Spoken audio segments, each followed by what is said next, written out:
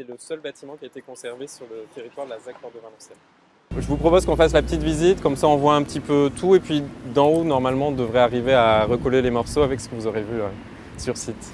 Une des composantes de Porte de Valenciennes dont je n'ai pas parlé, c'est la présence du métro, mais c'est un métro aérien. Et donc du coup on se retrouvait ici avec une hauteur sous viaduc, sous plafond, pas forcément très élevée. L'idée c'est d'utiliser une sorte de bâtiment qui fait barrage sonore et qui soit en même temps utile pour mettre les voitures. Et pourquoi le système du skatepark enterré ? Ce secteur-là, en fait, de parc, en fait, a été rattaché à l'opération et en fait, ce parc, on le retrouvera ici. Et pourquoi donc il y aura quelque chose de construit là? Ici, oui, mais pas là. Normalement, vous avez toutes les informations utiles pour que vous puissiez vous repérer dans le cadre d'un PRU, quelle est votre place, c'est quoi un projet de rénovation urbaine, qu'est-ce qu'il y a dedans normalement, quelles sont les principales étapes, quels sont les lieux de pilotage.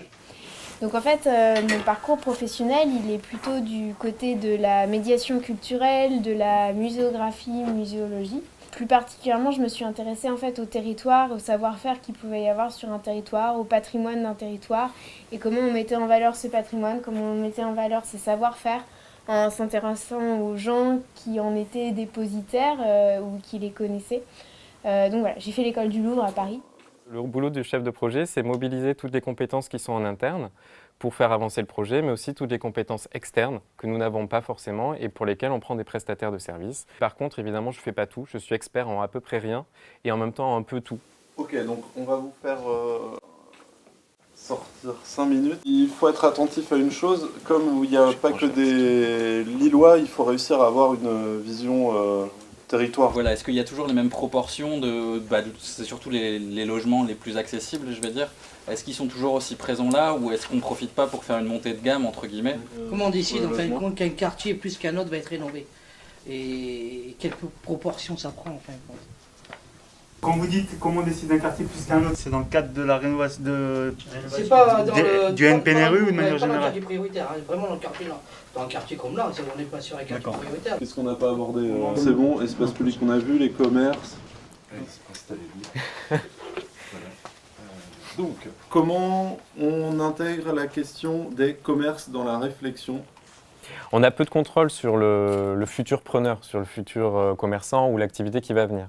Et on sait forcément qu'il va venir à la fin parce qu'il a besoin d'une zone de chalandise suffisante pour pouvoir vivre. On ne peut pas forcer un boulanger à venir. Moi, je serais ravi qu'il y en ait un Porte de Valenciennes, mais on ne peut pas le forcer. On peut être force de proposition aussi dans ces quartiers-là pour proposer des solutions de commerce alternatives. Je pense par exemple aux AMAP. Je crois qu'il y a un vrai truc à réfléchir dans comment est-ce qu'il y a des petites solutions qui peuvent se mettre en place dans ces temps de transition qui sont en fait des vraies propositions concrètes. On va relater en fin de compte ce qu'on a entendu aujourd'hui, en parler et puis voir si de notre côté, ce qui va se faire, on peut aussi apporter ce qu'eux ils nous ont dit. Et justement, affiner peut-être aussi sur certaines choses, puisque les erreurs sont faites un peu partout, hein. On le sait très bien, et les erreurs sont faites pour s'en servir. Et du coup, peut-être se servir aussi de ce contexte-là pour pouvoir l'amener chez nous. Je pense qu'il y a aussi une dimension un peu de réseau, c'est aussi intéressant d'échanger entre les différents conseils citoyens, voir un peu quelles sont les problématiques, voir ce qui peut se recouper, échanger là-dessus. Je pense qu'à terme, c'est quelque chose qui peut être très fructueux. Je pense qu'au final, l'aménagement, ça touche tellement le quotidien des gens. Et puis là, on parlait notamment de l'habitat, donc tout le monde est un petit peu expert de cette question. Et du coup, l'exercice était difficile parce que le temps est très court. Et pour autant, les questions qui étaient posées étaient extrêmement intéressantes et avaient tendance plutôt à mener à un débat très, très riche.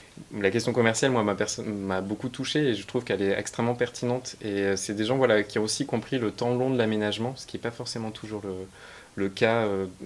Parfois, les gens veulent tout et tout de suite. On sentait que les gens avaient compris ce temps long de l'aménagement, de cette imbrication, de cette construction au fil de l'eau. Et du coup, c'était un échange qui, pour moi, était vraiment intéressant.